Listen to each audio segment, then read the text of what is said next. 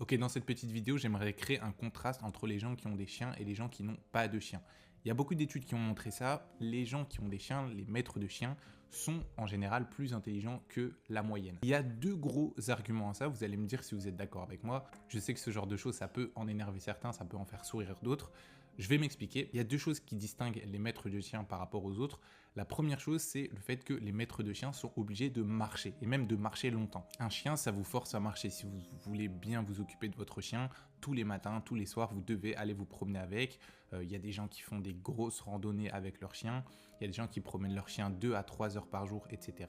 Donc forcément, vous marchez beaucoup. Et il y a beaucoup d'études qui ont montré que marcher, ça développe la créativité, ça développe toute forme d'intelligence. Et d'ailleurs, dans ce livre de Nietzsche, il y a une phrase que j'aime beaucoup: seules les pensées que l'on a en marchant valent quelque chose. En fait, marcher, même pour beaucoup de penseurs, pour beaucoup de gens, ça développe la créativité, ça calme le cerveau, ça l'apaise. Et il y a beaucoup de gens dont le métier est créatif qui disent que c'est en marchant qu'ils développent les meilleures idées. Et il y a des études qui ont montré ça, où ils comparaient en fait la mémoire créative, la mémoire de travail, les vitesses de traitement, etc.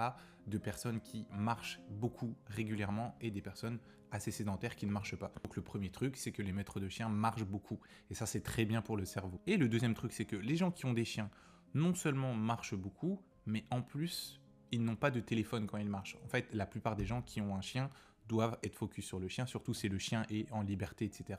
Ils doivent le rappeler, ils doivent faire attention qu'il ne fasse pas n'importe quoi, etc.